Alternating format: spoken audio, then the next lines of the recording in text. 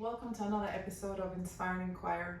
I want to thank you all for joining me on this journey. It's a brand new season and literally a brand new season, right? Because October has started and I'm excited. I'm excited to do this with you all.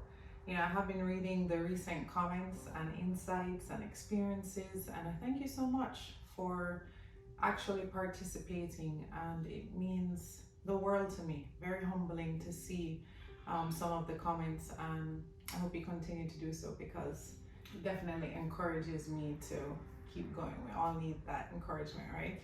As I was sitting down and preparing what to talk about today, I got this, I don't know if it's fear or anxiety, but a nudge saying, just make sure you don't go too hard and make sure you don't run anybody away, or scare anyone away from what you're trying to share.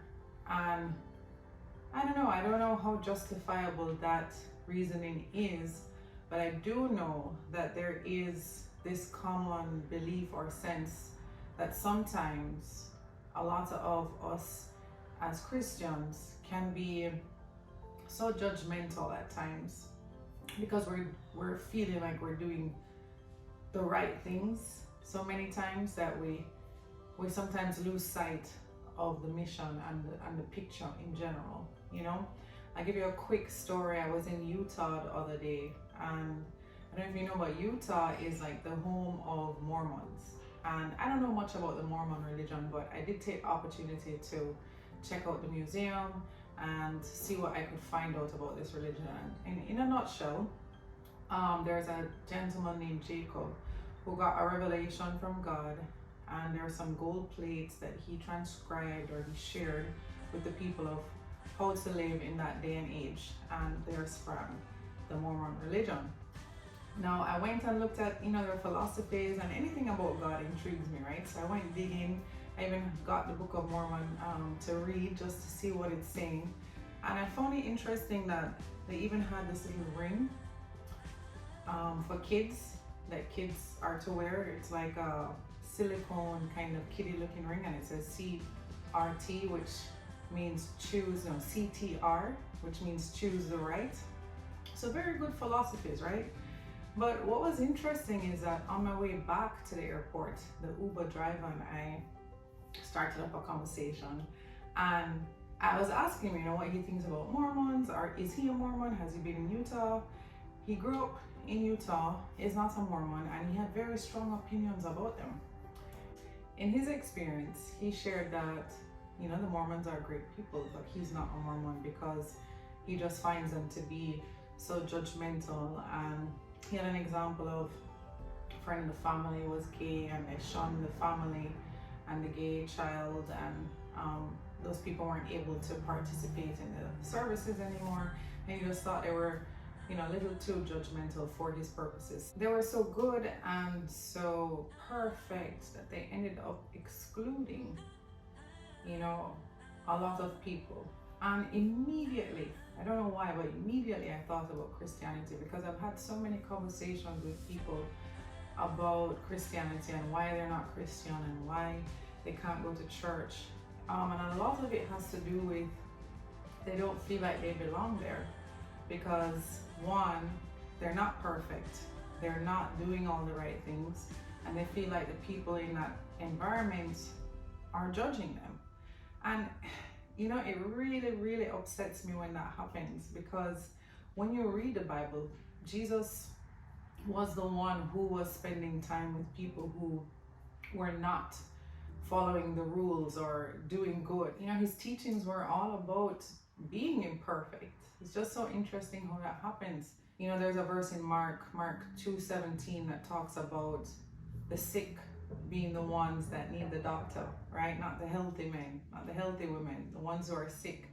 So it's almost as if I feel like there's this misconception of what the core of Christianity is and can be. And I think it's, partly because of sometimes how we judge and act and behave.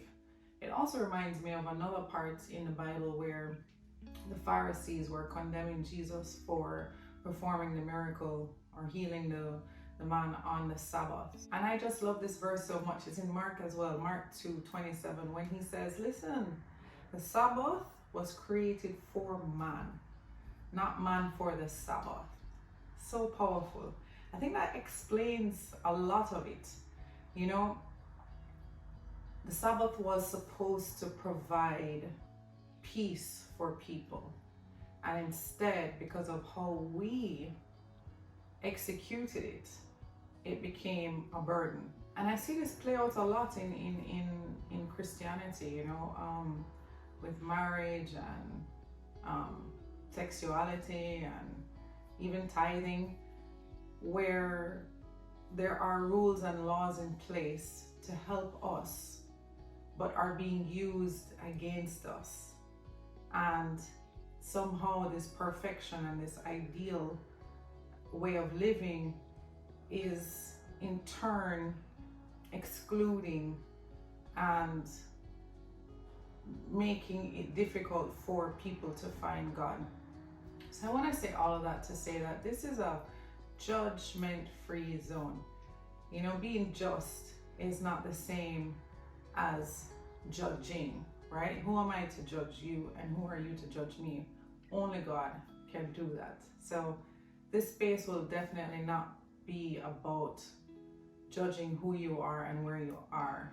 It's more about growing spiritually and building those muscles so that we can get better and do better, because we are imperfect, and that's perfectly fine. That's who Jesus is looking for, the sick. We're all sick, right? And I'm trying to think about just how that applies to so many things that we use as our compass in how we're making our choices. You know, are we applying these rules and these guides in the right way with the right intention? Is it still true to the core? I feel like there's a lot of ways to use the right thing in the wrong way. For example, you know, let's look at marriage. You know, a lot of people get married for wrong reasons, right? Being married is the right thing to do, and it's set up for us to succeed. There's a strength and a beauty in a partnership and growing a family, and so many good things that come with marriage, right? But a lot of us, you know, sometimes might get married to escape from a situation. We might get pregnant and fear judgment and get married for that reason. You know, we might get married to get more financially stable. And, you know, to everyone else, it may look like you're doing the right thing, but only you will know if the choices that you're making are coming from the place of its intention. So I would just take a moment, because what I'm going to do is I'm going to just take a moment and look at my compass and what's guiding me, and see if the choices I'm making are for the right reasons, because it's really, really easy to take something that seems right, that looks right, and you're even doing right. But if the reason and intention isn't in the right place, then I'm just as bad as a Pharisee, right? We have to figure out those intentions. Those intentions are what makes the difference between a good action and a bad action, I think. So yeah, I would just kind of jot down some of the core things that you feel are what drives your compass, your moral compass. And then just check to see if those things are coming from coming from the place that you intended it to come from. And that as you're making your choices with that compass, that the actions are really reflective of what you originally intended.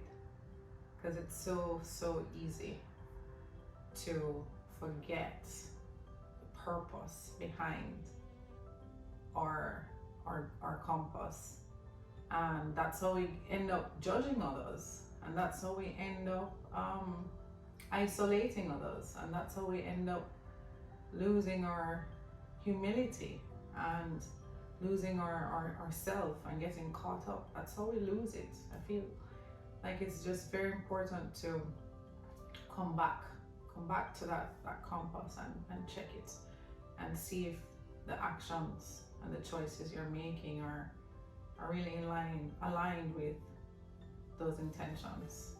And that's all I have for you today. I hope you enjoyed this little discussion. If you have any insights or questions or comments, please share them. And I'll see you guys next week Sunday here on I and I.